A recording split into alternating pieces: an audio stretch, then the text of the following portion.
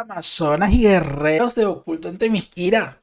Hoy nos calzamos las sandalias de Hermes y nos teletransportamos a los 80 cuando Wonder Woman decidió que ya estaba harta de ser la tercera en la rueda detrás de Batman y Superman. Dioses Inmortales, de George Pérez. No es solo un cómic, es una patada mitológica en el trasero de todos los que pensaban que Diana era solo una tiara con patas. Y sí, también es donde Guy Gardner prueba que su linterna verde brilla más en, digamos, zonas de interés no apropiadas ni aprobadas por ERA. Abróchense los cinturones, que esto va a estar más picante que un drama en el Olimpo. Comenzamos.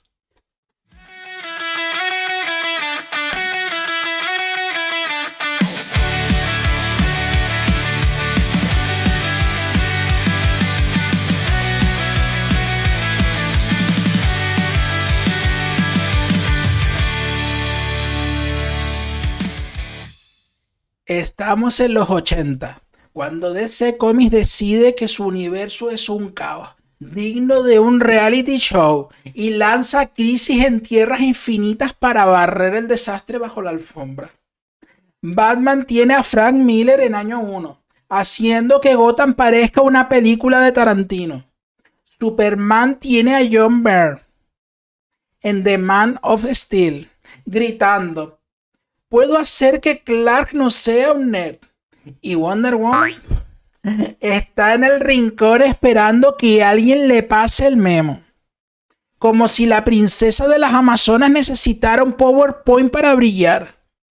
Su primera aparición post-crisis es en Legend, dibujada por Byrne, donde Diana parece una culturista con un peinado que pide a gritos más laca que un videoclip de Madonna. Y por supuesto, Guy Gardner, el linterna verde más Clays, decide que su misión es admirar el paisaje trasero de Diana. ¡Qué héroe por ERA!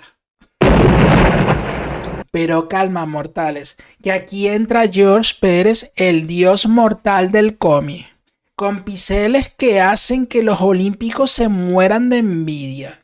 En 1987, Pérez lanza la serie de Wonder Woman con Dioses Inmortales. Una historia que dice: ¿saben qué? Diana no es la sombra de nadie, es la jefa. Y no solo dibuja como si le hubieran robado el talento a Apolo, sino que escribe un reinicio que pone a Wonder Woman en el trono. Chúpense esa, Batman y Superman.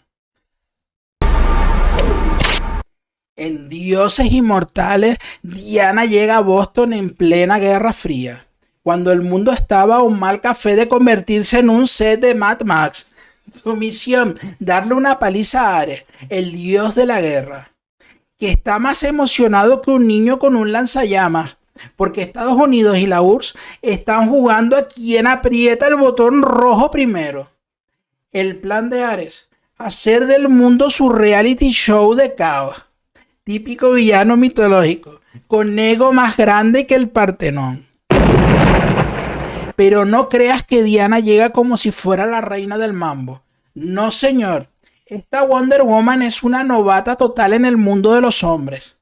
Tiene fuerza divina, un lazo que hace confesar hasta a tu tía en Navidad, y un entrenamiento que dejaría a un espartano llorando por las esquinas. Pero es tan ingenua que probablemente le daría un abrazo a un misil nuclear.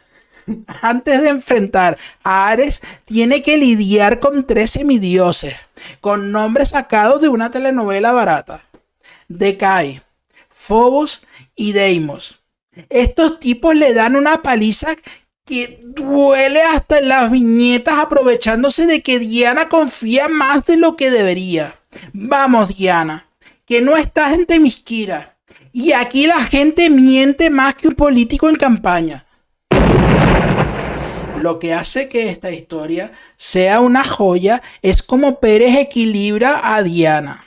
Es una diosa guerrera que puede romperte la cara con una sonrisa, pero también una embajadora de paz que te ofrece una Coca-Cola después de noquearte. Y los dibujos. Por todos los dioses, qué dibujo y qué batuburrillo de dibujo. Cada página es como si Pérez hubiera dicho: voy a hacer que todos los artistas del mundo mundial me odien de envidia. Temisquira parece un resort 5 estrellas. Los dioses olímpicos son puro drama griego. Y Diana es tan icónica que te dan ganas de arrodillarte y jurarle lealtad. O al menos pedirle su rutina de gym. Y luego están los secundarios. Steve Trevor, el piloto que en los cómics antiguos era el galán de Diana, aquí es más como un primo lejano que se estrelló con su avión y necesita un Uber para volver. Romance. Pérez dijo: no gracias, que Diana no necesita un novio para brillar. Pero hablando de Trevor, aquí viene un dato jugoso. Diana lleva el nombre de Diana Trevor, la madre de Steve, una piloto que llegó a Temisquira por accidente y se convirtió en una heroína para las Amazonas. Sí, la mamá de Steve fue tan grande que inspiró a la mismísima Wonder Woman. Claro, porque esta Wonder Woman nace en la Edad Moderna, no durante el Imperio Romano. Y Pérez usa esto para darle a Diana una conexión emocional con el mundo de los hombres, como diciendo: oye, no solo eres una diosa, también eres un pedacito de humanidad gracias a esta señora que volaba mejor que su hijo. Y hablando de inspiraciones, démosle un aplauso a William Marston, el creador de Wonder Woman en la Edad de Oro. Este hombre allá por los 40 dijo: mujeres fuertes, claro, y con un lazo que parece sacado de un club nocturno. La Diana de Marston era una mezcla de feminismo, psicología, bueno, y un poco de picardía. Pero toma esa vibra de empoderamiento y la moderniza, pero sin olvidar que Diana siempre ha sido más que músculos. Es un símbolo de paz, amor y un buen gancho derecho. Así que gracias, Marston, por empezar esta fiesta, y gracias, Pérez, por hacerla épica. Aquí en España, la editorial 5 publicó esta joya en 7 cuadernillos, porque aparentemente cómics era una palabra demasiado cool para ellos. Consigue los números del 1 al 5 y ya tienes el meollo de Dioses Inmortales. También existen recopilatorios de SC y de Salvat. Y sabes, casi 40 años después, esta historia sigue siendo el estándar de oro. La película de Patty Jenkins del 2017 le debe la vida a Pérez. Aunque seamos sinceros, no le llega ni a los talones a estos dibujos. Lo siento, Hollywood, pero el lazo de la verdad no miente.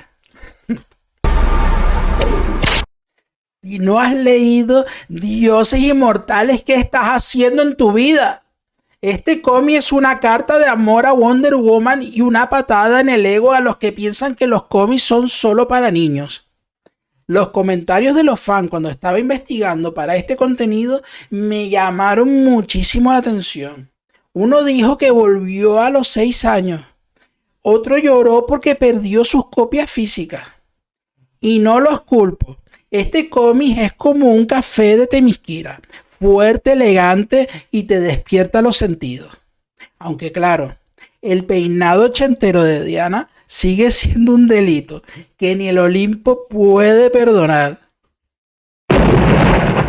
George Pérez no solo rescató a Wonder Woman, sino que la coronó como la reina de las superheroínas.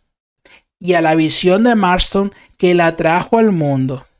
Esta historia tiene acción, mitología y una Diana que te hace querer ser mejor persona. O al menos aprender a lanzar una tiara. Así que corre a leer Dioses Inmortales. Y si ya lo leíste, léelo otra vez. Porque seamos sinceros, nada va a superar esto. A menos que Pérez y Marston se levanten de sus tumbas, dibujen y escriban una secuela. Y esto es todo, Inmortales de Oculto en Temisquira. Si este viaje al Olimpo de los cómics te dejó con ganas de más, dale like, suscríbete y déjame en los comentarios.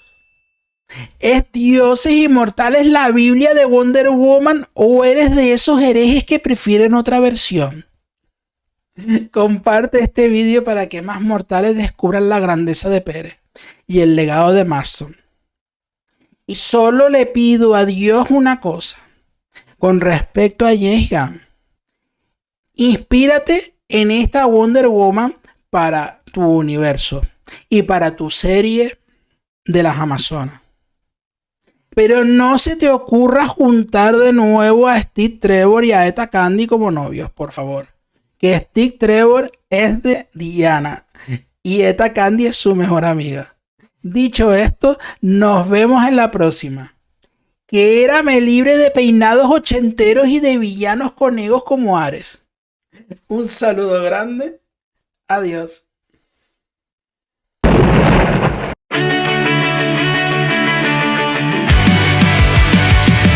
En la isla donde el sol siempre brilla, amazonas de poder, su gloria destila. Diana, la princesa en cada enfrentamiento.